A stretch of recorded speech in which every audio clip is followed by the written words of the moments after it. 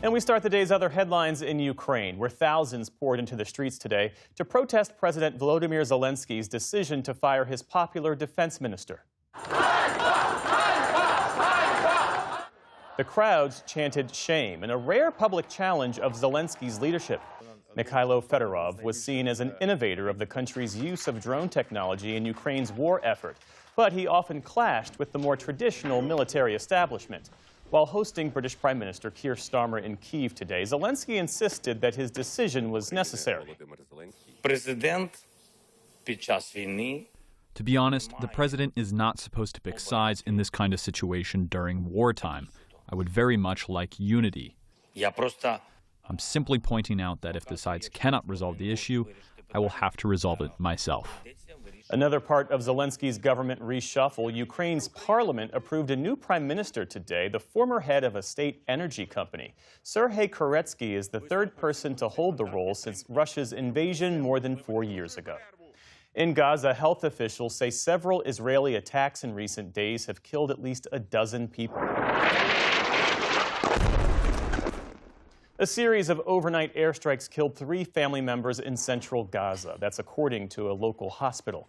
Israel has not commented on those strikes. The near-daily attacks come despite a ceasefire that took effect last year between Israel and Hamas. Today, family members held funeral prayers for their loved ones and voiced anger over the ongoing violence.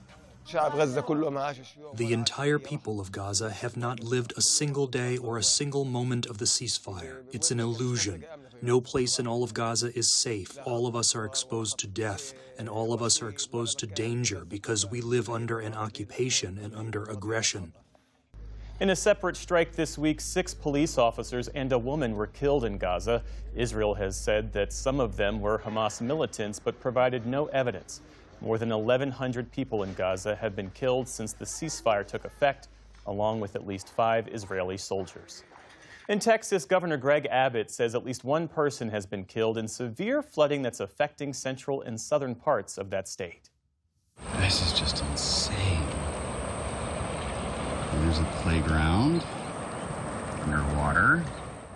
Surging waters have turned streets into rivers in some areas. Authorities say more than 70 people have been rescued in recent days.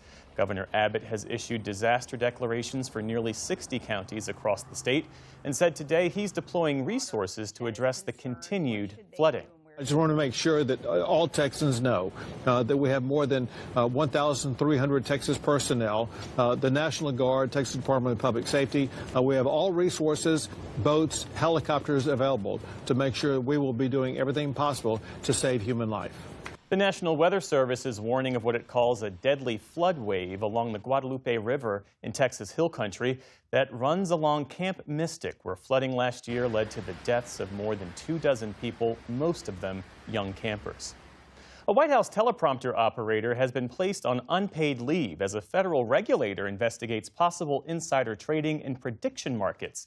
Multiple media outlets have identified the staffer as Gabriel Perez, saying he allegedly used his access to speeches, like the State of the Union address, to make nearly $100,000 on Kalshi.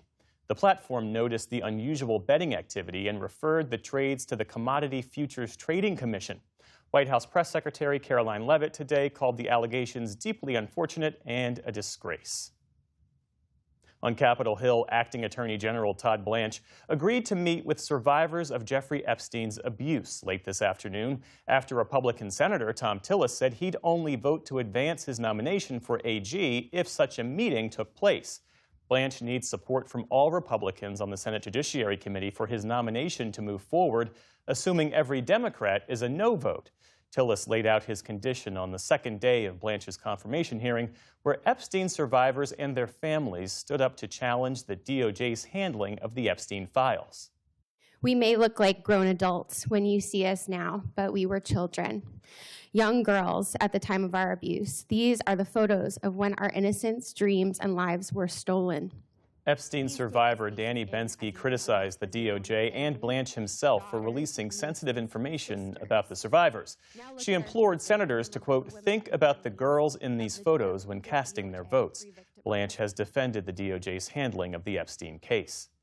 The FDA has approved a first-of-its-kind cholesterol pill from drug maker Merck. It's called Lipfendra, and unlike statins, it works by targeting a specific protein that limits the body's ability to clear so-called bad cholesterol.